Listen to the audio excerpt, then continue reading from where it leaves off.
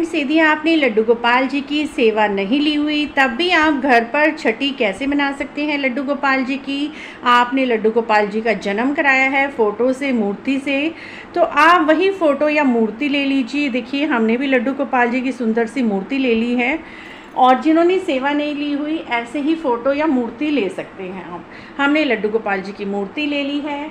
उसके बाद मित्रों, हम लड्डू गोपाल जी को एक फूल लेकर उनके ऊपर जल के छींटे दे देंगे, जिससे कि उनका भाव रूप से स्नान हो जाएगा।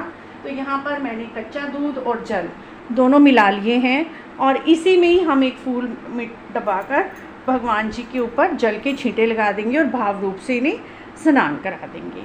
उसके बाद किसी भी साफ कपड़े से आपको भगवान जी को पोंछ देना है अच्छे से। भगवान जी की मूर्ति को, चित्र को हमने साफ़ सुथरे कपड़े से पोंछ देना है। उसके बाद मित्रों, भगवान जी के सामने धूप दीप जलानी है। दीपक ही हमारी पूजा में साक्षी होता है, तो एक छोटा सा पटड़ा लेकर इसके ऊपर मैं देसी घी का दीपक जला दूँ। तो ये हमने दीपक जला लिया है। उसके बाद भगवान जी को काजल डालना है। काजल आपको कैसे डालना है, एक चम्मच ले लेना है, कोई भी स्टील का, चांदी का, जो भी आपके पास है, और दीपक के ऊपर इस तरह से काजल बना लेनी है।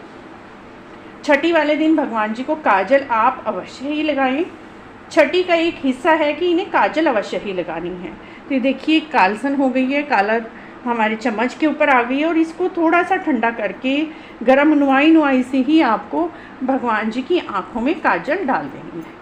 तो देखिए, हम काजल लगा देंगे और भगवान जी को नज़र का एक टीका भी लगा देंगे माथे पर, ताकि हमारे ठाकुर जी को किसी की नज़र ना लगे। उसके बाद हम भगवान जी के चरणों में कुछ फूल अर्पित कर देंगे। उसके बाद मित्रों, आपको भगवान जी को भोग लगाना है।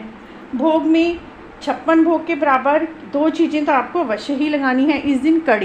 कड़ी का भोग भगवान जी को बहुत ही प्रिय है।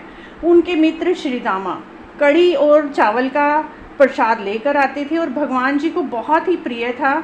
इसीलिए भगवान जी के मित्र के प्रसाद को ही छठी में मनाया जाता है, लगाया जाता है। उसके बाद माखन मिश्री को, उसके बाद जल का भोग हम भगवान जी को अर्पित कर देंगे। इस तरह से छठी वाले दिन ये 4 भोग तो आपको अवश्य ही लगाने हैं। यदि आपने लड्डू गोपाल जी की सेवा नहीं ली हुई तब भी आप ये 4 भोग छठी पर अवश्य ही लगाएं।